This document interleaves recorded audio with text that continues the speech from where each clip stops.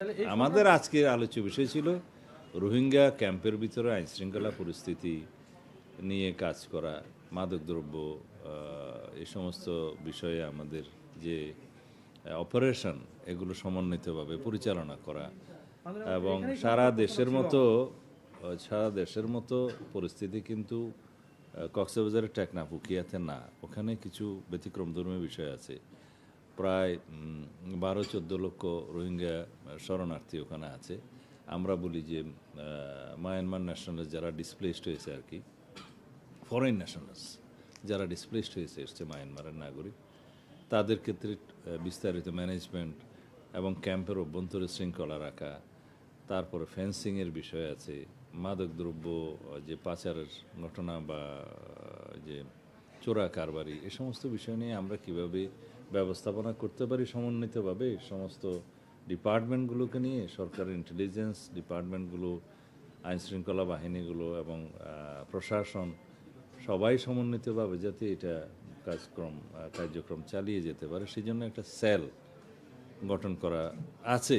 সেই সেলের অ্যাক্টিভিটিস নিয়ে আমরা আলোচনা করেছি যাতে আমরা সুসমন্বিতভাবে ক্যাম্পের ভিতরে বাইরে ব্যবস্থাপনাগুলো করতে পারি। এই বিষয়গুলো আলোচনা হয়েছে, এগুলো এখানে সিদ্ধান্ত আকারে বলার মতো কিছু নেই। কুমিল্লাতে একটা ঘটনা হয়েছে, আমি গতকালকে শুনেছি, এবং এই বিষয়ে একজনকে আটক করা হয়েছিল, পরে তাকে বন্ড নিয়ে ছেড়ে দেওয়া হয়েছে। এই বিষয়টা ছিল সম্ভবত একটা বাস স্ট্যান্ডের বা বিভিন্ন রকমের যানবাহন, ছোট বড় যানবাহনের একটা স্ট্যান্ডের ইজারা নিয়েছিল, এবং ইজারার যে টাকা নির্ধারণ করা আছে তার চাইতে সম্ভবত বেশি আদায় করছিলেন। তো এই কমপ্লেনের ভিত্তিতে জনগণ কমপ্লেন জানালে থানায় তাকে ডাকা হয় এবং সেখানে বন্ড নেওয়া হয়। তারপরে বাস স্ট্যান্ডে ওখানে সাইনবোর্ড দিয়ে কোন যানবাহনের জন্য কত ফিস নির্ধারিত সেটা টানিয়ে দেয়া হয়। তারপরে জনগণের সাথে কথা বলে পরিস্থিতি শান্ত করে তাকে ছেড়ে দেওয়া হয়েছে। মাননীয় মন্ত্রী, এই মাদকদ্রব্য নিয়ন্ত্রণ অধিদপ্তর তো একটা আপনার নিয়ন্ত্রণের একটা সংস্থা প্রতিষ্ঠান, এখানে সিন্ডিকেটের একটা অভিযোগ, অনেক পুরানো একই চক্র ঢাকাতে চাকরি করছে দীর্ঘদিন ধরে, বারগুলি এখন সিকিউরিটি নাই, এখানে অভিযান নিয়ে ঝামেলা হচ্ছে উত্তরাতে, গুলশানে, বনানীতে। এটা নিয়ে আপনি কোনো নির্দেশনা আছে কিনা যে ঢাকাতে একই গ্রুপ বারবার দীর্ঘদিন ধরে চাকরি করছে? এটা আপনার মতে হয়তো তাই, আমরা এখনো পর্যন্ত রিঅর্গানাইজেশনে আছি, আমরা রিসাফল করব এবং যেটা মাদকদ্রব্য নিয়ন্ত্রণ অধিদপ্তরের যারা কর্মকর্তা আছেন, যারা অপারেশনে আছেন, শুধুমাত্র ওই নার্কোটিক্স ডিপার্টমেন্ট অপারেশন করে না, অপারেশনটা পুলিশ করে, র্যাব করে, আমাদের অন্যান্য সংস্থা করে, ইন্টেলিজেন্স গ্রুপগুলো সাপোর্ট দেয়।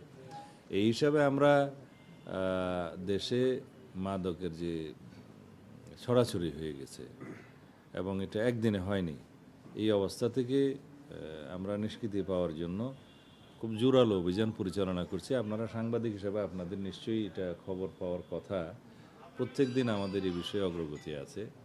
মাদক, তারপরে অস্ত্র, চাঁদাবাজি, এই সব বিষয়ে আমরা একই সাথে যৌথ অপারেশনও করছি, আবার পুলিশ নিজেরা অপারেশন করছে, র্যাব অপারেশন করছে, অগ্রগতি আছে। এগুলাই তো বিশেষ অপারেশন করছি, মে মাসের 1 তারিখ থেকে আমরা শুরু করেছি, সারা দেশেই চলছে।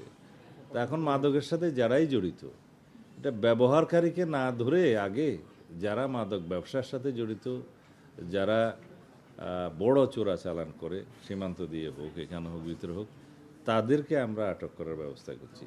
এমনিতে যারা নেশা করছে তাদের তো ধরাটা ইজি, সেগুলো আছে।